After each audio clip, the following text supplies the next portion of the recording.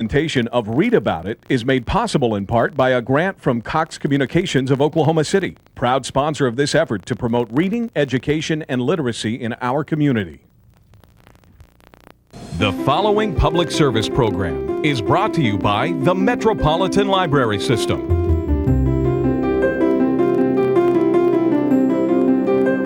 And now, Read About It with your host, B.J. Williams. We have a great show for you today, including an interview with author Janelle Meraz about her book, As Brown as I Want. But first, Susie Beasley is going to be talking with Phil Taubert about a video for those who are athletically inclined.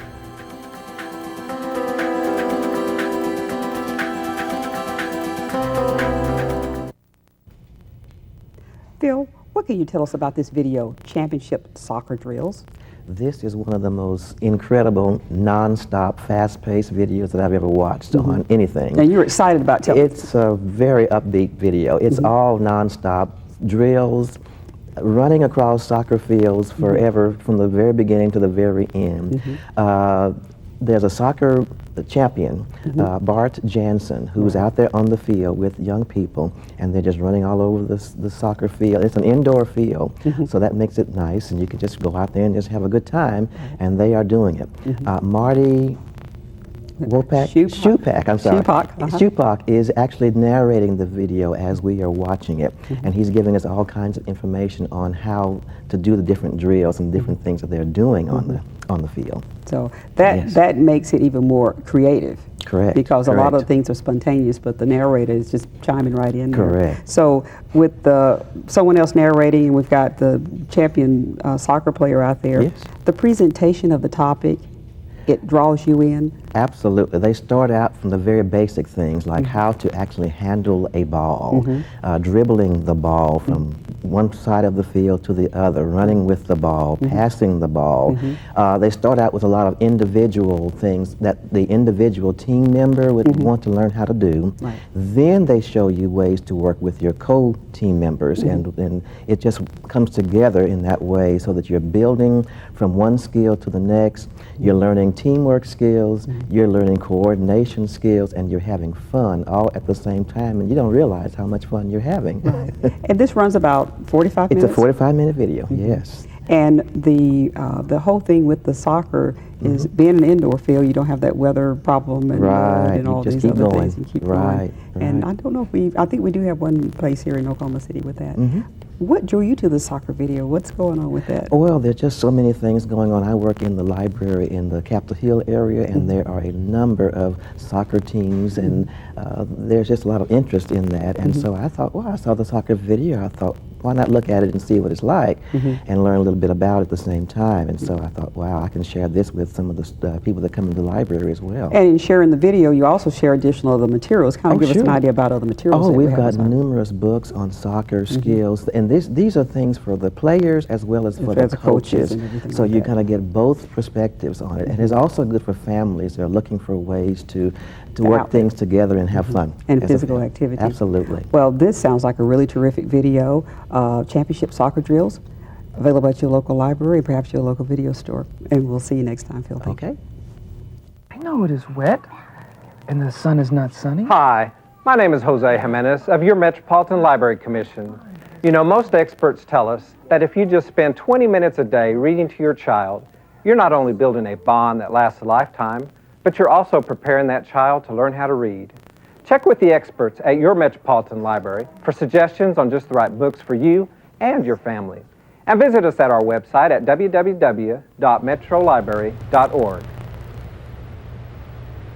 With me now is Lavita Kinsey Dent, who is Children's Services Coordinator for the library system, and you're here to tell us about some of the really neat things that are coming up at the library. That's right, BJ. I wanted to remind the 4th and 5th graders of Oklahoma County that we're going to have our 3rd annual writing contest again this year. It runs through the month of September, so they can pick up their entry forms anytime in September, but they have to get them turned in by the end of September. And we'll be judging again through October then, and have a nice big award ceremony in November. So they want to be watching for more information about that coming up. Okay, and we've got a really big event that is not necessarily keyed specifically for kids, but the new Ronald J. Norick Downtown Library is going to be opening August 17th, and you've seen the children's area there, haven't you? That's right. It's beautiful. They have a nice facility there for children. Beautiful golden road to the children's storytime room, and just a gorgeous section for children to come and enjoy themselves at the library.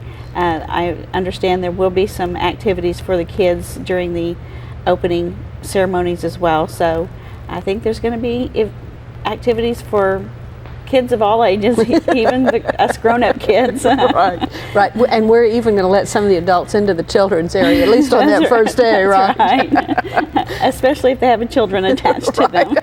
Beg, borrow, or steal a kid and come on down to the library. That's right. I believe the opening is the 17th. Yes, it is. Of August, so that's coming up right around the corner. So. And again, they can check the website. After that, we're going to have a lot of special programs, but you can go to www.metrolibrary.org, find out more information about the opening and about children's and even programs. August programs that might be going on at their library, or of course they can visit any library for a program. So yeah, that's all should be up on the website. There's really no time to sign up now for summer reading, which has been going on for a couple of months. That's right. We've had a wonderful turnout for summer reading. By the end of June, we had already matched our numbers for the end of July last year for kids signing up. So we've had a lot of kids this year, but if they want to get their prizes, their time's running out, so they need to get into the library and talk to their children's librarian and get their prizes if they've completed their reading of 8 books. And if they have missed out this year, they need to know that this will be happening again next year. That's right. It's something we've done every year for as long as anybody can remember. Right. Yeah, I have been at the library a very long time, and we've always had summer reading programs. But this year they had some pretty neat prizes, and as well as a trip to the Red Hawks baseball game. That's right, which is August 9th, and they want to be sure and be there for that night game, because then there'll be some extra drawings that night for prizes as well. Okay. And we just want to remind everybody that if they're interested in programming for adults as well as kids, that they can either visit their own local library, or they can go on the website again and find out more about it. Right, ask for the Metro Library magazine. Okay, sounds good to me. Coming up next is Kids Corner. Kelly Rio will be talking with Heidi Johnson about some books for our very youngest readers.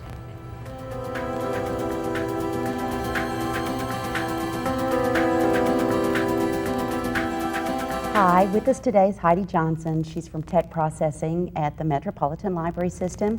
She loves kids' books, and we're really glad that you do. Tell me about the first one that we'd like to talk about today. The first one that I brought with me is called Little Quack's Hide and Seek. I had talked about a previous Little Quack book that I thought was just so adorable, and there's a new one out now that continues to follow the adventures of Little Quack. The duck family is swimming in the pond, and they all decide to play hide and seek. And there's 5 little ducks, and they all look for the best hiding place and assure their mom, Mrs. Duck, that there was no way Mom would find them. Well, they all find little places and hide out, and she finds them all, except Little Quack, the smallest one of them all, who swims behind his mom. And wherever she swims, he's right behind her, and she never does find him.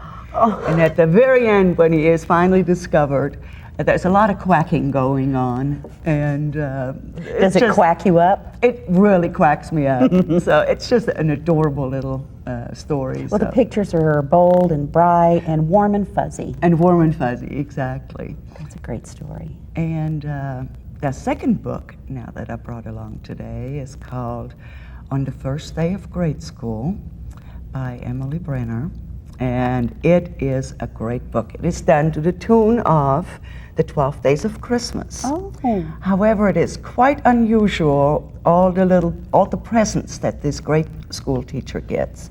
The first day, she is presented with a big python that doesn't squeeze her. And so it goes on throughout the book, and it's quite a silly story, to tell you the truth, but it is hilarious. The fat rats, the buzzing bees, the skating monkeys, screaming chickens, there are skunks, there are prancing ponies, and finally at the very end, here come the zookeepers to catch everybody and put them all back together into the zoo or in cages or wherever they came from. But it is just full with wonderful illustrations. There are so many little details that children can discover.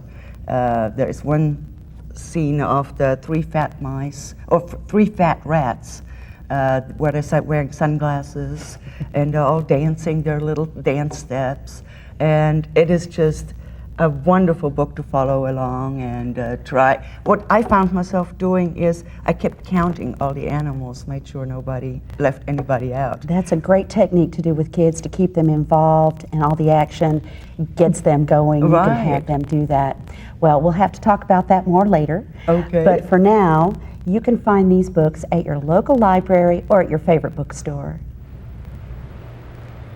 With me now is Doug Benton, who's with the library and also writes for the Oklahoma Gazette. And Doug, I'll bet you brought a book this time. I bet I did. I bet I did. Now, for you, the go-to genre for light reading is science fiction. Yes. For me, it's mystery stories. Okay. Crime fiction. That's what I settle down with. Nothing like a good murder at the end of the day. And some days I feel like a good murder. But be that as it may. The book I brought this time is a little unusual. It's called We'll Always Have Murder, written by Bill Kreider. The title is taken from Casablanca. The line "We'll always have Paris," because the lead detective in this story is Humphrey Bogart. Oh, really? Yes. There are several different series of celebrity mysteries. Stuart Kaminsky writes one series about a Hollywood private detective who works with the stars. This is Kreider's first book like this. It's set in the late 40s. Bogart is just about to start filming Dark Passage with his wife, Lauren Bacall, and a blackmailer turns up murdered with Bogart's gun lying next to him. It's very much a hard-boiled detective plot, although the writing is not hard-boiled. Although Bogart is pretty quick with a one-liner.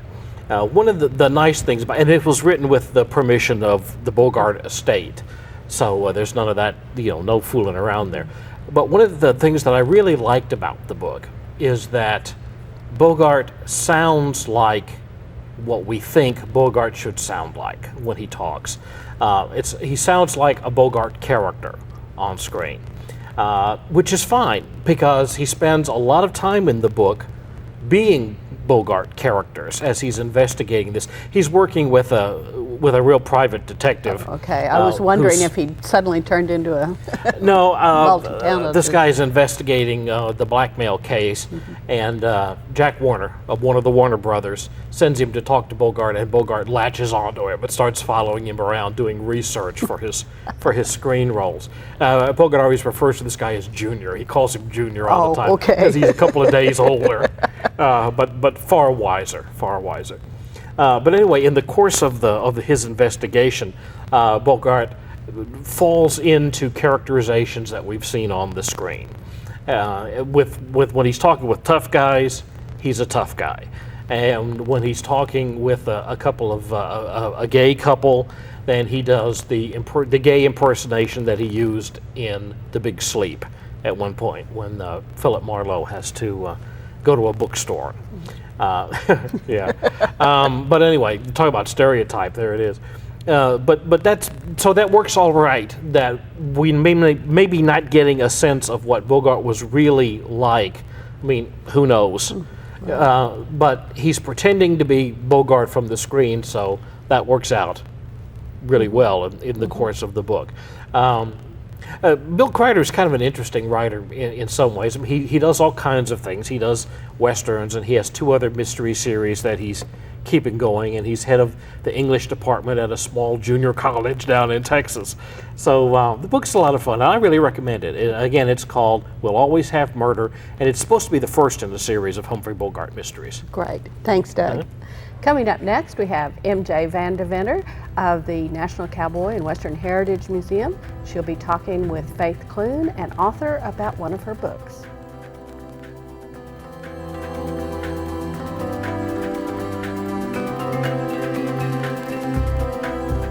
Faith, so nice to have you on Read About It. Thanks for having me, MJ. And you have written the most delightful children's book that I think I've ever read. Well, thank you. And We're this proud tops The Little Engine That Could, which is my favorite children's book of all time. It's called When to Whisper.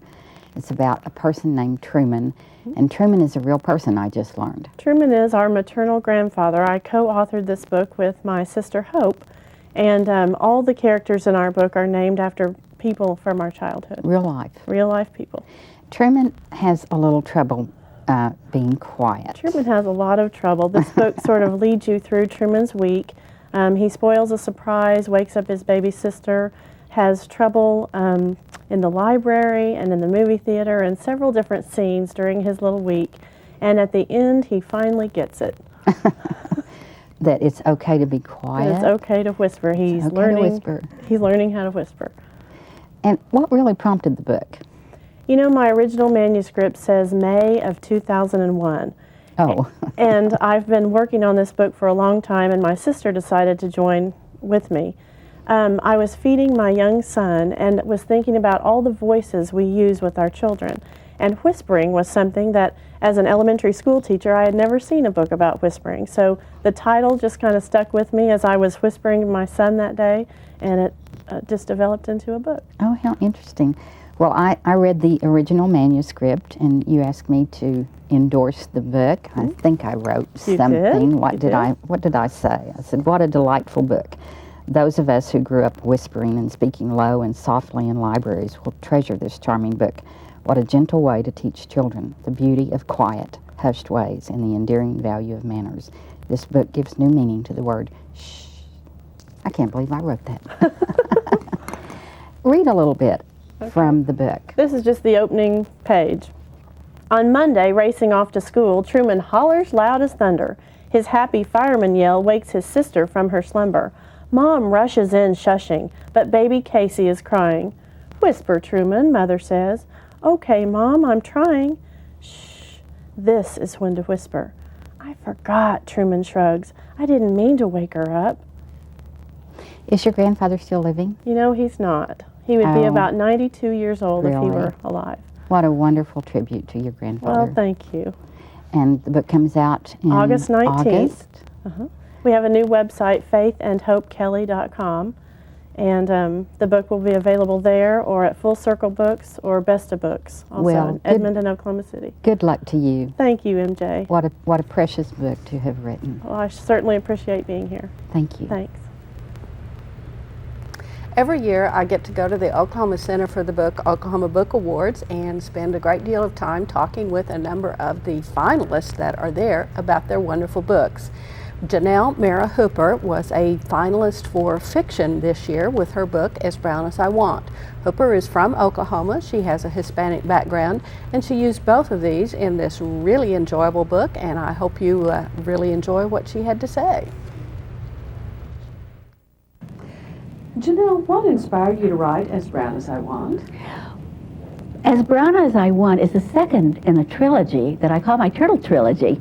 The first novel was called A Three Turtle Summer, and I wanted to write the stories of my childhood. And this one really zeroes in on the summer between my second and third grade, because I wanted my daughter to know what it was like to grow up in Oklahoma. I had such a good time with we called them the horny toads and the scorpions and the trapdoor spiders and, running around in the Wichita Mountains. I wanted her to know what that was like, and the turtles, of course.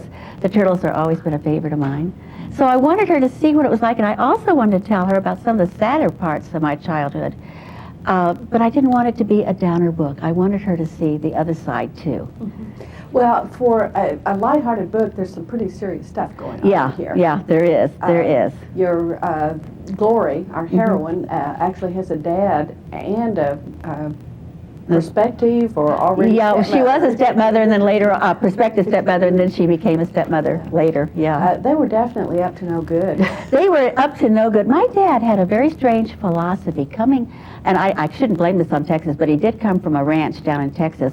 And his father taught him that your family is yours, and you can do whatever you want to them. They belong to you. If you want to beat them, you can beat them. If you want to kill them, you can kill them. They're yours. And that was his philosophy. That didn't quite make a nice environment for me. No, but it also sounds like you had a wonderful mother. I and did. A wonderful extended family, aunts and uncles and cousins of all kinds. Yes, the Three Turtle Summer goes into my mother and her sisters, and when this book begins, my mother and her sister have moved into a house that belongs to their older sister while she's in Japan with her husband, who's also in the Army. All the men are in the Army because it's based on Fort Sill in Lawton. And so I had my cousin, Bob, who in the book is Carlos, to run around with. And of course we got into all kinds of trouble. That's all kids do. Well, isn't that what they're supposed to do at that age? I think it's in our contract. Yeah, I think we have a contract that said kids will get into trouble and grandmas will catch them, you know. Right. Well, I appreciated Glory's having some trouble in school, and so did I, in that she felt completely left out, alienated, and really not part of the group. But I loved her way of getting extra credit. She'd just bring another bug to class. Oh, yes, yes. I wish I had thought of that. Yes, have you ever done that? It's quite an experience to pour water down a hole and wait to see what comes up. I remember that very clearly. Right. Well, I do remember snakes and crawdads in the backyard, but I was never able to really catch it. Yeah, I guess we were fearless. Well, we just caught everything. My cousin was the kind who always had a plan. He was a couple of years older than I was, and I was kind of like the dumb kind that always thought, okay, if we're going to do that, okay, you know. And I'd go along with him. Yeah. Well, you described that pretty well. You said that in the book, Carlos wanted to be in charge, and he could rely on you going along with him. That's right. He knew he could. But you were always coming up with wonderful ideas for jobs. I loved the newspaper that you were sending. Oh, yes. That you were printing by listening under the windows to find out what was going on. And that's really a true story from my childhood. We really did do that, and we really did deliver those newspapers to the neighbors saying who was having affairs with who, and we thought that's what a newspaper was. We had no malice, in mind. It was just that we thought this is the way you run a newspaper, is you tell everything you know. So we did. And you were very trusting and very surprised when nobody paid you for them. Yeah. No checks for 3 cents were coming in. So you had to move on to new methods of raising money. We moved into making, some fruit bowls and other things. Yeah, we always had a money-making scheme of some kind. Right. Now, in the story, your mother has what sounds like a really interesting job. She was actually making costumes She made costumes for country western singers, and my mother was the type who, in real life, who could do anything with a needle. She was just amazing. She could look at your suit and copy it the next day and would look just like it. With no pattern, no nothing. She was one of those. Well, in the story, she meets a Comanche. Actually, through selling, she starts selling at some of the powwows and dances and so on. And so you really get into the sort of the cross-section of what's going on in Oklahoma, because it's a lot more than just some white folks who came down and went through the run. Yeah, those are I included all my memories of running around with our Comanche friends, and my mother had a lot of Comanche friends. And those were really wonderful memories, just really wonderful memories of the powwows and watching the dances, and we did that a lot. Yeah. Well, Powwow Pete actually champions you. He does in the book. The plot in the book is that your dad has taken out an insurance policy on you. He's gotten this great idea. Hey, if I just kill my daughter, it'll solve my financial problems. Well, he wanted to put money into this cattle ranch that he had, and he thought that this was a good way to get the money. And Powwow Pete in the book does save me. Of course, in real life, there was no Powwow Pete. I was on my own dealing with my dad, and it was quite a handful. But in the book, I thought, well, I'll give my mother a nice man. She never had one in real life, so I wrote him into the book. Right. Well, it's a very entertaining book. I really enjoyed. Thank you. That's so nice to hear. Reading all of that. But there were, as you said, dealing with your dad, that wonderful phrase when you talked about, what was it that you heard in the trees? Oh, the chickens clucking. The chickens clucking. Yeah. And that seemed very heartfelt. That was always true, that the chickens would fly over the fence, my dad's chicken yard, and sleep in the peach trees every night. And they'd sit there and cluck, cluck, cluck. Well, if you've ever been around chickens, they make an awful mess. And all around the peach trees, I mean, you just wouldn't want to go near those peach trees. So I used to think, I don't want to be there. Spend my purgatory underneath those messy chickens. Right. Yeah, that wouldn't be much fun. So, no. But very intriguing and, as I said, very enjoyable. It's lighthearted, but there's that undercurrent. Yeah. And I think you can. At least I felt, this is real. This is. Yeah, a lot of it, almost all of it is real. Almost all of it is real. I wanted to tell the light side of it too, and because I really did love Oklahoma. When I'm an adult and I meet someone up in Washington State and I start going on about Oklahoma, sometimes they look at me like, well, I was there, I didn't see all that stuff, but I don't know, I tended to have an eye for, everything that was on the ground and living, and I'm kind of an amateur scientist. I love all that stuff. Now, you said this is part of a trilogy, so yes. There's another one There's coming a third one. It's in rewrites now, and in the third one, Glory comes back as an adult. And I get to visit my mother and her sisters in their senior years. Now, they were wonderful women when they were young, and when they were older, they were just as wonderful. They were funny and lively, and I just loved them so much. And so this is the third book. I mix my story in with also, little bits about them. Well, it sounds great. Do you have? Thank you. Do you have an idea of when it's going to be coming out? Or? I'm going to work on it about a year because I've got some subplots in there that I want to really tweak until, before I put it out. Okay. So we need to look for the next Janelle Hooper book in about a year. In about a year. It should be here. Okay. Thank you very much for being with us. Thank you for asking me. Hi, I'm Donna Morris, Executive Director of your Metropolitan Library System. Experts tell us it's never too early to begin reading to a child.